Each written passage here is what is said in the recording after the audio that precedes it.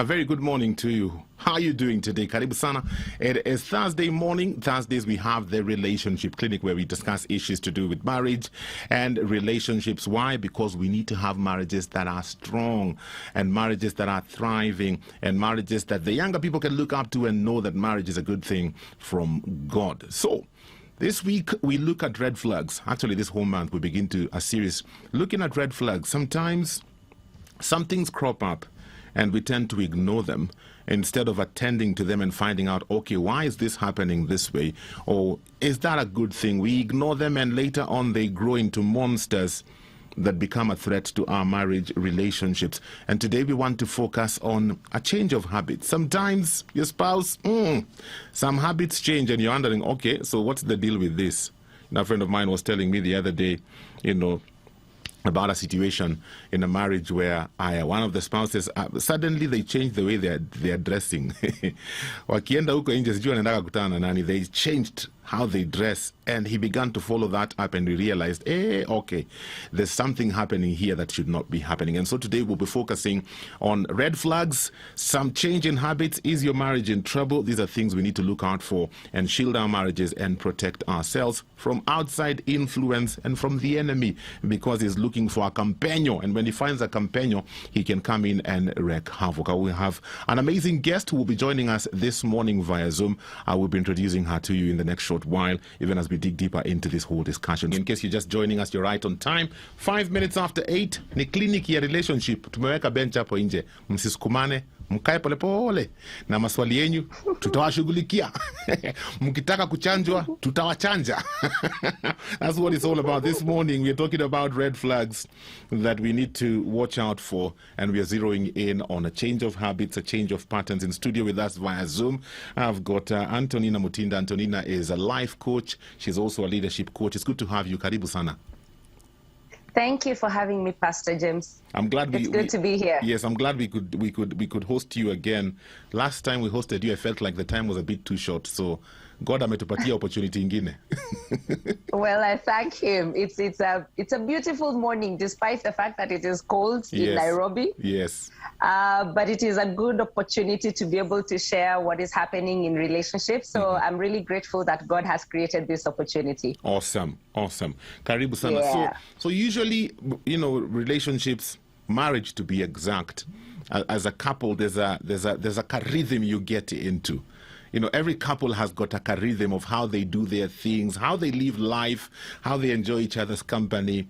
But sometimes that rhythm becomes disrupted. There's a change of habit here, there's a change in communication, and sometimes these things can be red flags, and if we don't sort them out, they may lead to bigger problems. So what are some key things we can begin to look at even as we talk about change in habits or change in this pattern?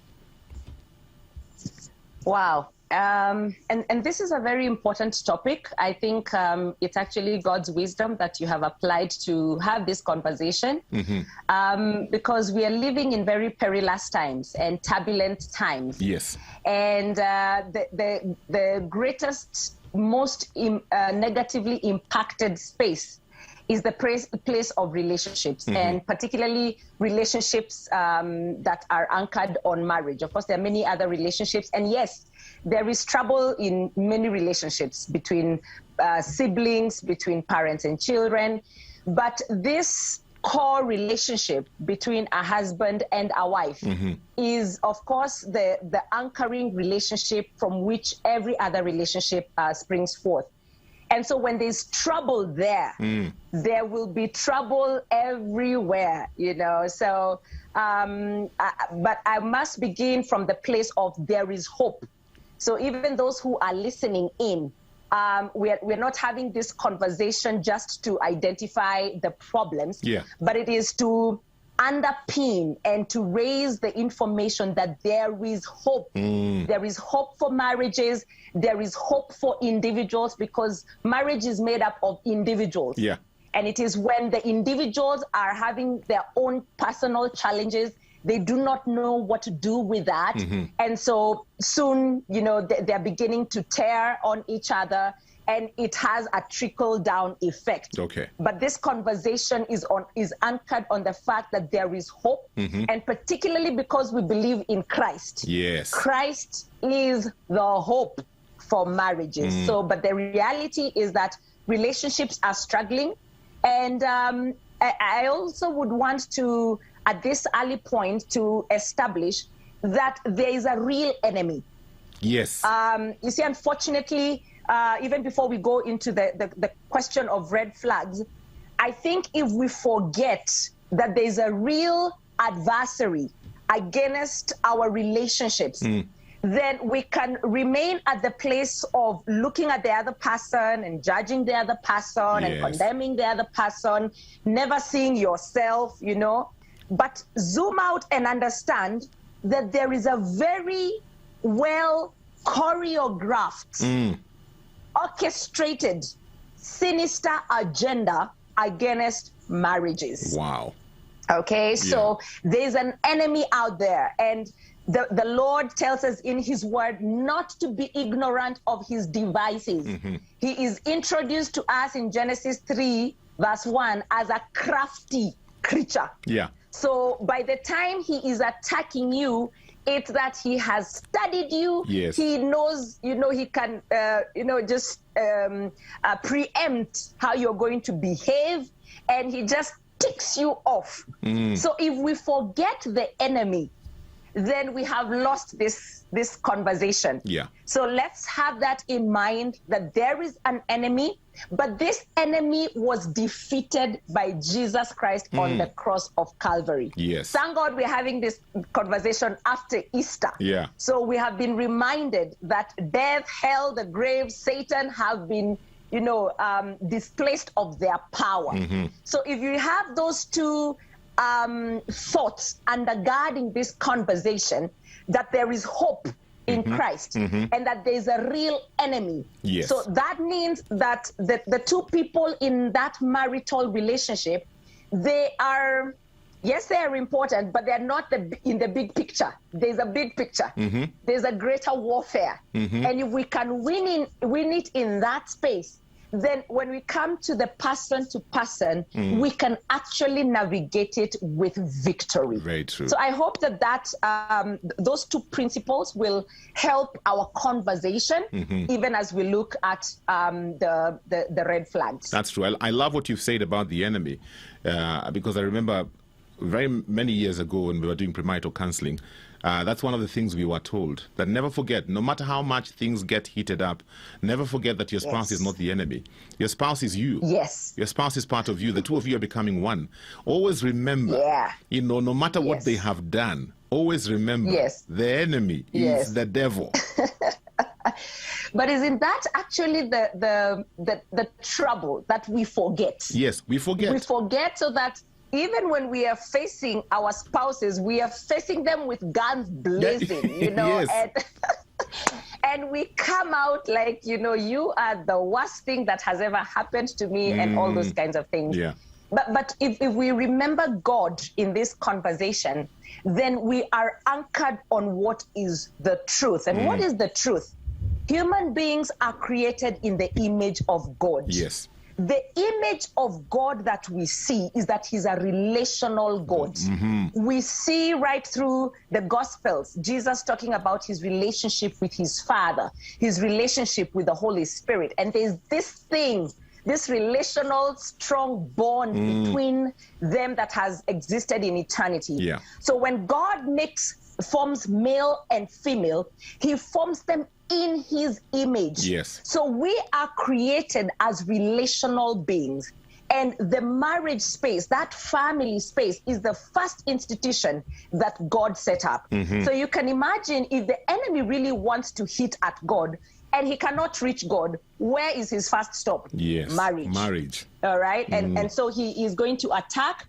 But if we have a good grasp of who God is and our place in God and the hope we have in Jesus Christ, then we understand the enemy, then that gives us a perspective, a worldview that causes the human challenges to almost dissipate. I use the word almost. Yeah. because they will not dissipate. They need to be handled. But they are put in the proper perspective that they are secondary to the real issue on the ground. So here is the devil saying, marriages will not make it. But here is God saying, with my wisdom, my protection, and people looking to me, they will make it. Very true. Yeah. Let's get into some of this change of patterns and change of habits that we need to be careful about and to be concerned about.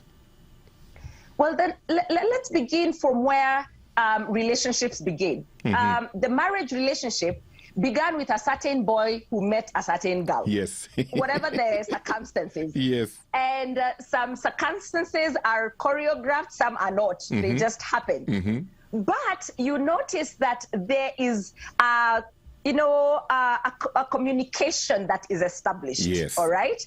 And soon that communication is, there's a pattern to that communication. It could be a hi and a bye, but soon the hi is more frequent. Yes. The hi is even longer. Someone is taking interest in the other person. And so there's a communication pattern that is established. Yeah. Apart from that, there is a relational pattern that begins to form so that people begin, feeling safe enough to talk about themselves, to talk about, So there's a relationship pattern that is also formed. Yes. Because we're talking about the Christian experience, there is also a fellowship pattern that is established. And people begin to discuss about their faith in God, their experiences, and all that. Yeah. So these three areas, the communication, the relationship, the fellowship, are places where we form certain patterns. And I'm insisting on patterns because that is what changes for you to notice the red flags. Yes. So the red flags are evidenced in the communication space, in the relationship space, in the fellowship space. For example, you will notice this person is always, asking us to pray. Now, prayer, the last time he asked us to pray or she remembered about prayer, it's quite some time. Or people are erratic, even in their perspective about God. Yes. Now, that's a red flag. So there's a change in pattern.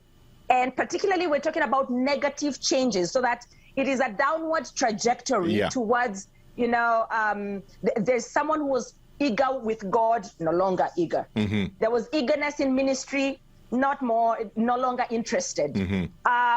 Committed in going to church. No longer. Right now, even if we miss, it's not a big deal. All right? Or communication. You have been used to pillow talks. Now, all of a sudden, it's not just one day sleep over. It is becoming frequent that we are no longer talking as often. We threw away the pillows, eh? We'll throw, or we cover our heads with the pillows, So there's a change in the communication patterns. Normally, when the relationships are beginning, there are a lot of bases of agreement. Now, all of a sudden, we are not agreeing, even in the most mundane of things. Is it color purple or is it red? Now we're even agreeing about that. So there's a change in communication. There is indifference, probably in the tone of voice. There is impatience. Impatience. The person is no longer patient enough to listen to what you have to say. They're even cutting you and saying, could you cut it short? Unajua unaongeanga mingi sana. If you can just reduce. Or by the way, I know where you're going. There are those. Wacha tu nikumalizie. Or there's a coldness. The demeanor of the person is no longer as warm or friendly. All right. So these are cold flags. Yes. And it is good to not ignore them. Nevertheless, it's also important to remember that we are human beings, and depending on the weather, I may not be in the mood today. Yes. And it's just a thing for today. All right. So when you notice a change in the patterns, don't be too, impetuous and just jump in and say, nimekuona. Yes. Nimekuona. Your pattern has changed. Yes. And it only changed 30 minutes ago. No. According to the graph, I've been keeping records. According to the graph. Yes. You arrive home at 5. You've been arriving at 5:05. What is happening? No. And that's why we are underscoring the word pattern. Pattern. Yeah. Okay. So, and for you to see a pattern, it takes time. It takes time, yes. A pattern takes time to form.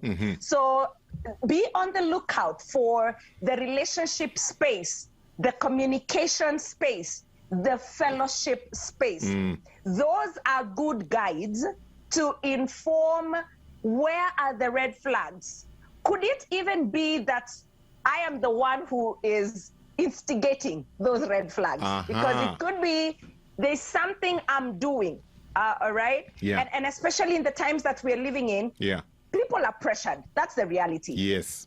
People are under intense pressure economically, in the civic space, government, the taxes are going up and all those kinds of things. Leave alone the social challenges of diseases and education for our children. And all that is causing immense pressure. Yeah. The one place we used to go to for help is the church. There's a lockdown. Yes. In 5 counties. So people are keeping in pressure so that I could actually be the person causing or instigating those red flags. So that what I'm inviting us to consider is to also watch out on personal patterns. Has your attitude changed? So that you're not just looking at the other person, you're also looking at yourself. And you're able to evaluate yourself, and you're able to say, I can see I am no longer interested in talking. Okay. So the other person may be just responding to you. All right. Wow. So as we're looking at these 3 areas of evaluation, it is both ways. You're evaluating yourself and you're also evaluating the other person. For example, truth be told, there are many Christians who are no longer praying simply because things have gone so bad, they no longer believe God is trustworthy.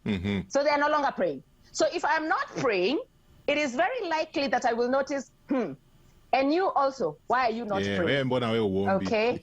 Where won't be? But the question could be, well, naomba, are you in that space? So if we do that self-evaluation, then calmly we can be able to evaluate. And if there's a genuine red flag, then it needs to be addressed and promptly. Do not delay. I love what you've shared about looking at myself as well. And I think that's a very good place to start, because the tendency is it is always the other person's fault. Oh, yeah.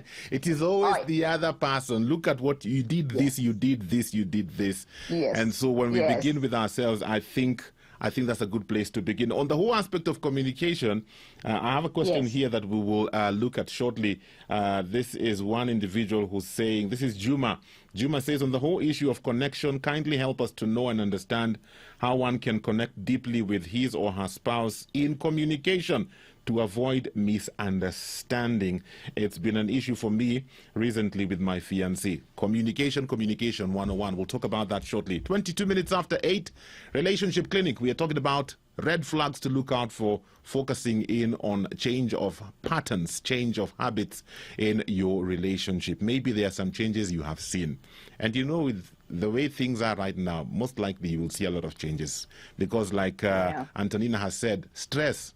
Even as pastors, we are stressed, with everything that's happening, and that may trigger some things, but when we fall back to communication, which I believe we'll talk about shortly, we can make things better. This morning, we are talking about red flags in our marriage relationships, and we are focusing in on change of patterns and change of habits. Antonina Mutinda in studio with us, leadership coach and also life coach, and she's helping us gain a deeper understanding of some of these red flags and what we need to do about them. So somebody's asking about communication and how to grow deeper in communication. What can you tell us about that? How do you do that?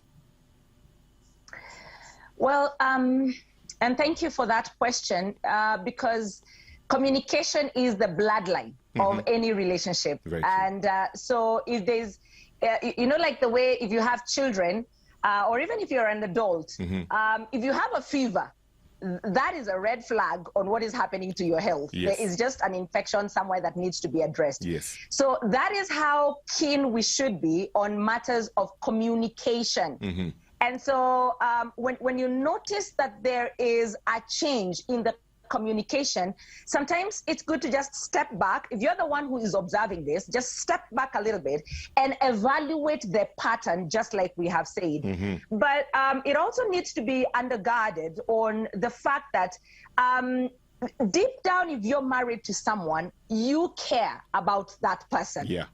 And so you need to seek for ways to communicate that care and concern to the other person. Of course, unfortunately, sometimes the way we communicate the dissatisfaction we are having in communication is that we rebuke or we blame, or, and it is usually our own defensive mechanism. And sometimes we just want to be woyed. You want someone to just recognize that, yeah, by the way, I have not been behaving correctly. In fact, I'm very sorry.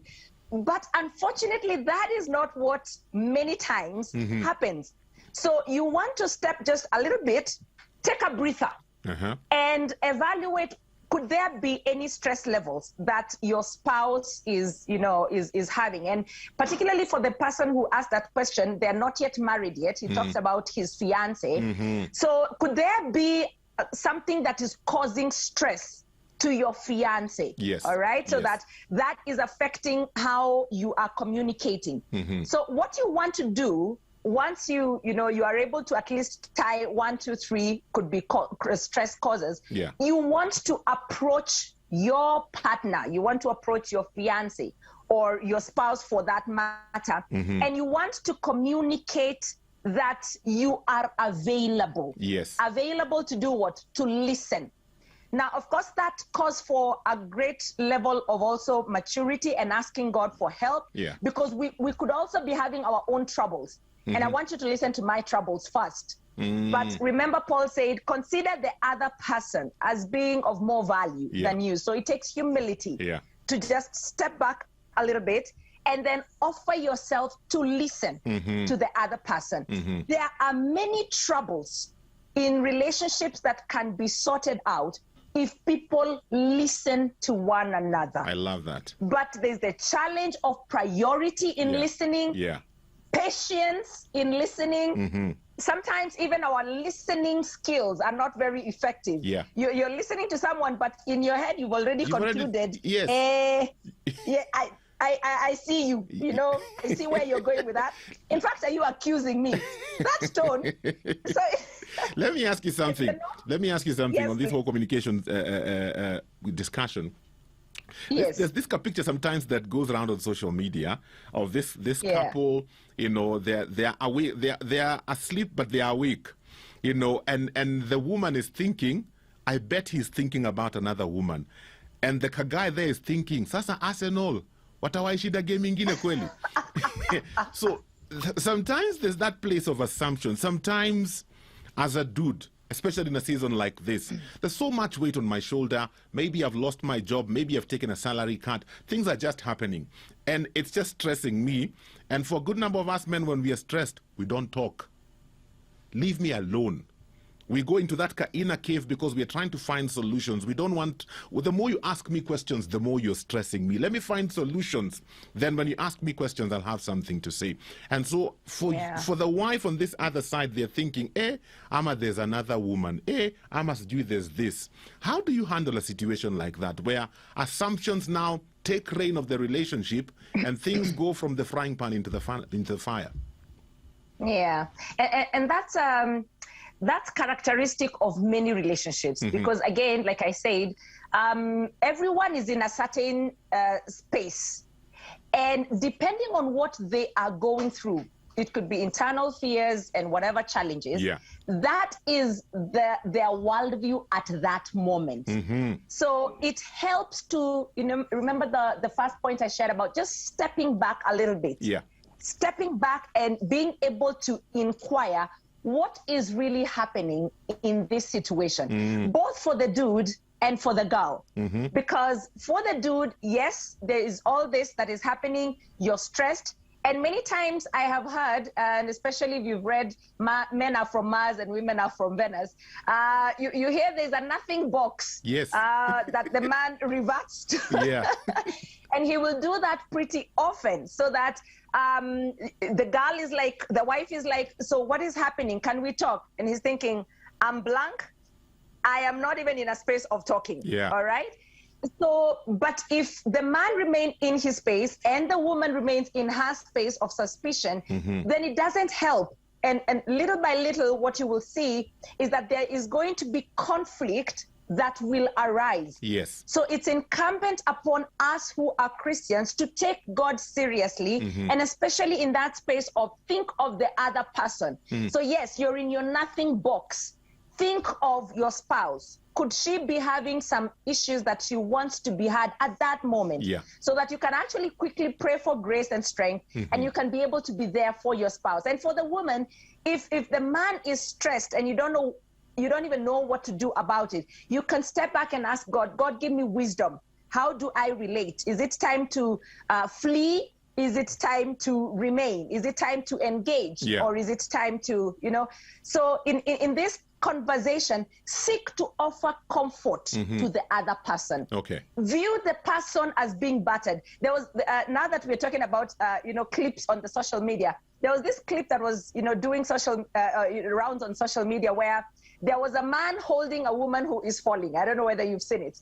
And the man has a stone, a huge stone that is on his back. Yeah. The woman can't see it. She is just afraid that she's going to fall, and the man is holding one of her hands, But then the woman is not able to climb up because there's a snake. Yes. Under the cliff where the man is. Yes. So the man can't see the snake, the serpent, So the woman is afraid for her life, because if she's bitten by the snake, it doesn't matter whether she's able to crawl up. So I think the wisdom in that clip is we don't always see what's happening to the other person. So we need to give ourselves to be intentional about listening to one another. Yes. Listening to the other person. What is the other person going through? What is their perspective about whatever it is that they are going through?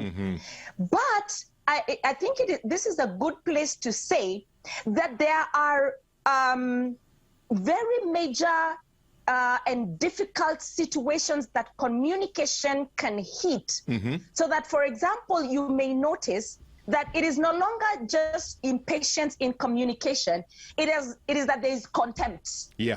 Okay, so the other person doesn't want to talk about it because they are seeing you as worthless and not worthy of this conversation. Very true. All right, so contempt is a biggie, and if you notice contempt in your spouse or in your fiance, then it is time to take a drastic action. Yes. Because contempt, it is demonstrated sometimes in sarcasm. Yes. You're sharing your need, but the other person is like even joking, teasing. Yeah. Sometimes they will roll their eyes like, when are we getting over with this? And that is fueled by a long simmering anger within the person towards you. Yeah, because I was going to say contempt doesn't just happen overnight. It's something that builds over time. You have all these things that you're not talking about, you're not resolving, or maybe even if you're talking about them, they're being ignored. And so contempt begins to build up. And contempt, like you said, takes time. Yes. So that by the time you're hearing the sarcasm and seeing the rolling of the eyes and noticing the impatience, it's already a festering wound of the soul. Very true. It could even be cancerous at this stage because contempt is a biggie. All right. So by the time you're noticing that, then it probably means that you may not be able to handle it, just the two of you. Yes. And you may want to look at what the other structures are available for you to be able to now to engage in this. Otherwise, what usually happens when there's contempt on one side or even both, it is now a conflict. Yes. And it results in violence. Wow. Verbal violence, Yes. it could be physical violence, it could be sexual violence. I mean, it could be all manner of violence. So contempt is a major red flag to watch out. The other one is criticism. All right, you notice the person is overly disapproving. Yeah. Disapproving of you, disapproving of your friends, disapproving of your choices, disapproving of your thought patterns, disapproving of, just someone has this perception that you're at fault no matter what you say. There's nothing you do that is right. Nothing you do is right. I'm just wondering, in a situation like that, could this person be the issue? Because, I mean, I don't see how everything my spouse is doing is just wrong. Could it be that I'm the issue? I have deeper problems than I even realize. That's why I can never see anything good from my spouse. I think the reality we must embrace, Pastor James, is that we all have issues. Yes. We all have wounds, okay? And those wounds are not necessarily caused by our spouses. Yes. Some of us are carrying baggages from childhood, all right? Some of us are carrying baggages from other relationships. So that I will just get a trigger from how you relate with me, and I'll remember, I have seen this behavior because of, yes, I've been here before, and the automatic reaction of an individual is to put up a wall, all right, and to begin to be critical of the other person. Okay. So if we at least appreciate that we all have our own personal wounds, then we can appreciate that it could be me who has done something that has triggered something in the other person. But if we're talking about criticism and contempt, like you said, there are things that have happened over time and they were not adequately addressed. Yeah. And sometimes it's that people avoid to confront some certain issues. So you think it is over, but it is not over. Yeah. It has just been swept under the carpet. Yeah. And you think you're okay, only for something to happen and you're like, I thought we dealt with that 3 years ago. Yes. And so it is important to be able to see the red flags, but pause back a little bit and evaluate. Could there be something that you have done or the other person that has done? So evaluate the patterns again. Okay. The other red flag that is important to watch out for in communication is defensiveness. Someone is constantly putting up a wall to a defense mechanism to avoid being challenged. All right. So they will even avoid conversations. They will do what they say, freeze mode or flight mode, disappear. We are not talking about this. So, and it is destructive because what happens in that situation is that you are always excluded. All right. There's this wall and you are on the other side of the wall. Okay. But in a marital relationship, like you said earlier, your spouse is not your enemy. You're actually on the same side. There is this situation you need to handle together. Yeah. But unfortunately, the reality is that when such situations happen, we are not in the proper frame of mind to think that way. Yeah. Okay. So like even right now, there are people who are listening and going like, you guys are just seated in that studio talking about, analyzing it. You do not know. Vitu kwa ground is different. Vitu kwa ground is different. And you'll also see stonewalling. Yeah. Where someone just refuses to communicate, or to, is intentional about not cooperating to be able to share their emotions. So you are just experiencing a stone wall that is very difficult to get through. Yeah. Shortly, I want us to talk about a change in behavior. The behavior patterns. Like I was saying earlier, a friend of mine was sharing how, the spouse suddenly, na siku hizi ukienda huko nje, the way you're dressing is not the way you normally dress. Is there somebody you're trying to impress? What is going on here? So sometimes their habits that change? What are some things we need to look out for? We'll look at that shortly. It is the Relationship Clinic on Jam 316. We have about 17 more minutes before we get to 9.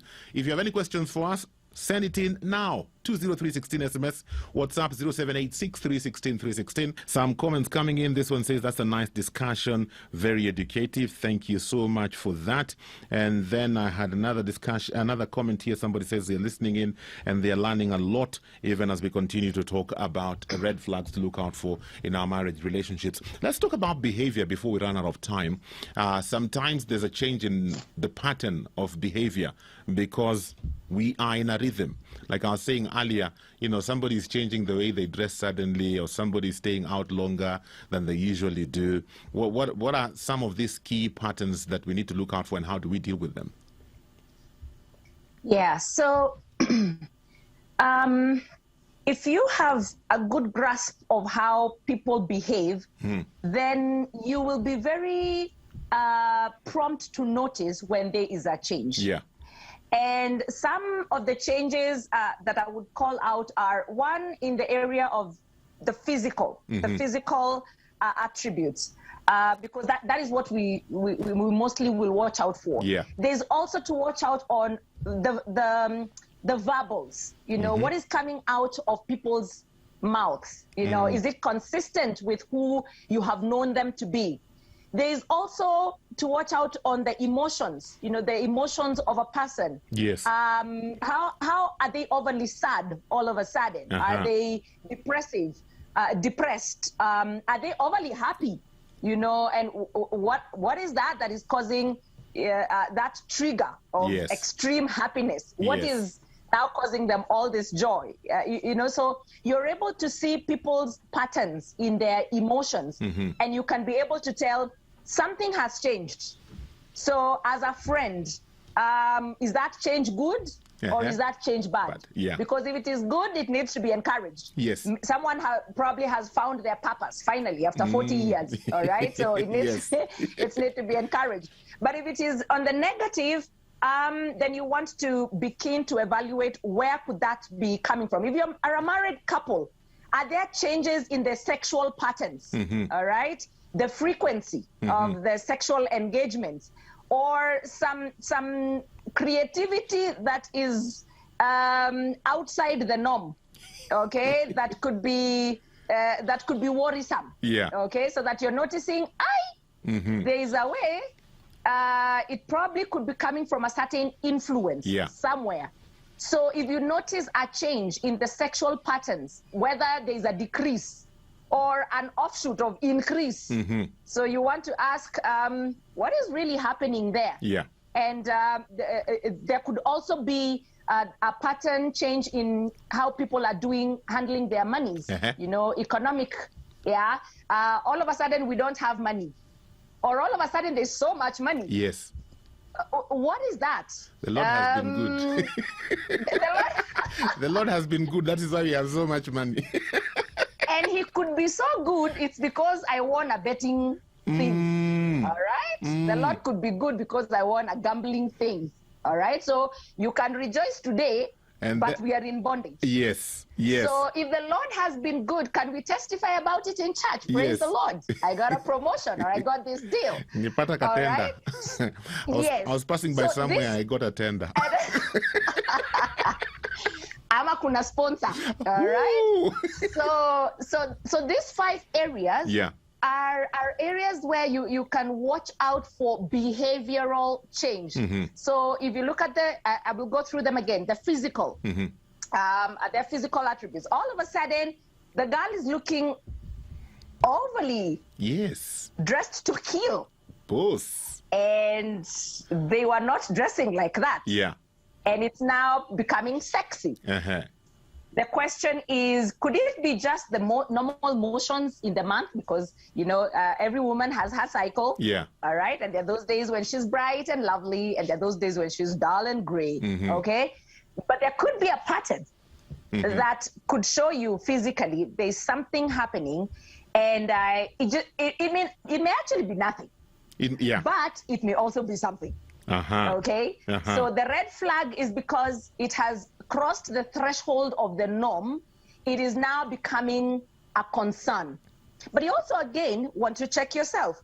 Could it be that you're panicky, you're afraid, you're the one with a challenge? So again, even these 5 areas, you want to evaluate yourself. Physically, in your emotions, where are you at in all these 5 areas? Okay, I want to take us back to communication because, like you said, it really is the bloodline and the blood for every relationship. And sometimes I find that when we notice these red flags, we don't talk about them. We don't find out, now that you are looking like this more often, what is going on? Or now that, we are hardly talking anymore. Or what? We don't talk about it. We begin to build imaginary things in our minds. Maybe it's because of this, maybe it's because of this. And the more we make assumptions, the more the drift begins to happen. So I want to take us back to that place of communication because I believe solutions are found in that place of communication. And we have like about 3 minutes before we run out of time. What can you tell us about the importance of that? Yes, we've noticed. So now that you have noticed there is that concern, what we want to really watch out for is to not cross the threshold of abuse. Okay? And people, everyone has their highs and their lows. And that is expected because we are living post-Genesis 3, so there are bound to be conflicts. But where there is manipulation and there is control patterns, whether it is the person who is watching the red flags or is the other person, then that in itself is what should be avoided at all times. So it could be a pattern where someone is trying to control the other person using fear and accusations and all that. You really want to watch out for that because that domestic abuse is what grows to the extent that we now hear in the news. And unfortunately, what makes it in the news is usually bad news of where there has been physical abuse and people have been, they've gone the whole 9 yards of experiencing despair and dismay. Some even end up suicidal. Some people remain in the place of being a victim. And in fact, allow me to just address this, that whenever you see those red flags, don't keep it to yourself. Find there are always social structures that God has provided around us to be able to communicate our fears. It could be your friends. It could be your family. It could be a spiritual leader. You do not want to delay, particularly when you have seen those red flags that we talked about. And if you are the victim, many times you are afraid. You're actually driven by fear. Fear of losing this person, fear of shame, fear of, losing the whole conversation. But the other person who is the abuser, they seldom sometimes even know that they have a problem. So in seeking out for help, you're seeking for people who can be able to address the victim and encourage them and comfort them and give them insight and wisdom and perspective, but also people who can address this person who's causing the abuse, the emotional abuse, the verbal abuse, the physical abuse, and be able to call them out and help them realize that they have a problem. And that problem needs to be addressed. Otherwise, it could be a molehill, an anthill, a little crack. But then it could grow into a huge mountain that in the past, unfortunately, has even led to death, or suicide. I am reminded of a lady who we read about in the news, that she left her marital space, someplace in Rift Valley, went back to her mother's place with her 2 children. And I think whatever she found was really terrible. She decided to end it all. And she went to a nearby river, and she threw the 2 children inside, and she threw herself inside, and they, the mother and one of the daughters drowned, And the younger one actually survived because she clung on some little grass that was, just near the river, and the neighbor came and rescued her. But that tells you that there is a lot that is pent up inside. Yeah. The aggressor needs to be addressed. And if we are the people who are the social structures, the friends, we want to be able to step in a very strong way, provide comfort for the victim and a rescue for the victim, but also address the abuser and be able to find help for the people who reach out to us for help. Very true. And I have been in that kind of a situation, but the Lord helped me to reach out to friends and family. And I was able to talk about it. And when I talked about it, I had been in a situation where I actually thought I am crazy. I'm the one who's growing crazy. And you can be put in that situation. And especially when you're dealing with mental health realities, like narcissism and many other conditions, you end up thinking you're the one who's crazy. But when you reach out for help, people help you with perspective. And people also help you in prayer support. People help you with advice, and they can tell you, you know what, this is time for you to step out a little bit and be able to seek out for help. And the Lord cares for the people who are in such situations. And that is what 1 Peter 5:7 says. Wow. Antonina, I'm out of time for today. Thank you so much for what you've shared. Interestingly, next week we'll be zeroing in on narcissism. That's what we're going to be focusing on. Oh, yes, that's the hot one for next week. But thank you for availing yourself. Thank you for your wisdom. We truly appreciate it. I'm out of time for today. Thank you for being a part of the Relationship Clinic. This and more of our shows, log on to www.familymediaonline.com to enjoy a wide variety of programs, from current affairs to testimonials and features, pastoral and inspirational shows, kids entertainment, and so much more. Also stream live on www.familymedia.tv.